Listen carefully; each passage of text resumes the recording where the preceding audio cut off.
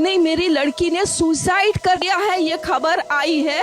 Parents जिनकी बच्ची 31 years old की ऐसी खत्म हो जाती है, उनको 3 घंटा खड़ा रखा और ये हाथ जोड़ती रही, माँ बाप हाथ जोड़ते रहे, हमें एक बार दिखाओ, हमारी बच्ची का मुंह एक बार दिखाओ। हमको नहीं दिखाया गया। और ये पापा dead body of the girl जिसके मुंह में खून था, फोटो खींच के लाके मुझे दिखाते हैं। शरीर में कोई कपड़ा नहीं था, पैर दोनों राइट एंगल में मिला गया, एक पाँव बेड के इस तरफ, एक पाँव बेड के इस तरफ मिला गया। आज इंडिपेंडेंस डे तो सब लोग मना रहे होंगे, बट क्या हमारी देश की महिलाएं बाहर आजादी से सच में घूम सकती हैं? तो ये कहानी है कोलकाता के आरजीकर मेडिकल कॉलेज की, जहां पर एक 31 ईयर ओल्ड लड़की अपना पीजी कंप्लीट कर रही थी एंड उसी दौरान वो हॉस्पिटल में रात के 2 बजे अपनी शिफ्ट कंप्लीट करके सोने जा रही थी। किन्हीं रीजनों से उसे एक प्राइवेट रूम नहीं मिल पाया सोने के लिए, तो वो एक हॉल में जाकर के सो गई एंड सुबह के 3 बजे उसके साथ कुछ ऐसा हादसा हुआ जिसको सुनकर आपके रोंगटे खड़े होने वाले हैं। उसी बीच एक आदमी उस मासूम लड़की को अकेला पाकर उसकी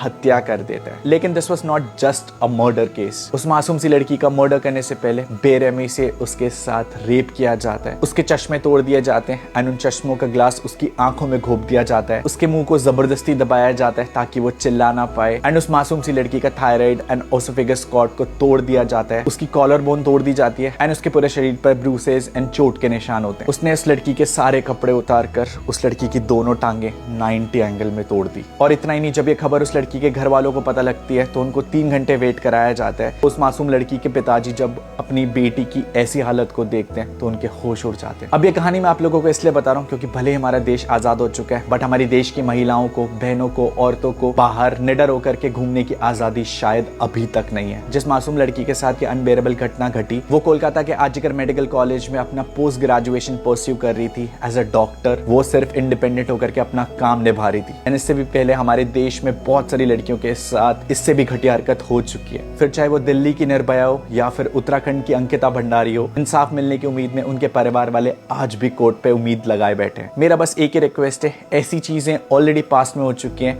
एंड फ्यूचर में ये चीजें ना हो तो लॉ रेप्स के अगेंस्ट इंडिया में इतना स्ट्रिक्ट बनाया जाए कि किसी की भी रूह कांप जाए किसी लड़की के साथ ऐसा करने से पहले। I just want you to tag PM Narendra Modi sir and it's a request to him, ऐसे लोगों को ना पब्लिक में खड़े होकर के सीधा गोली मार दी जाए। We have all the console with the victim family and हम लोग इंसाफ दिला के रहेंगे। Tag PM Narendra Modi sir and hope उस मासूम लड़की और उसकी फैमिली को इंसाफ जल्दी मिले।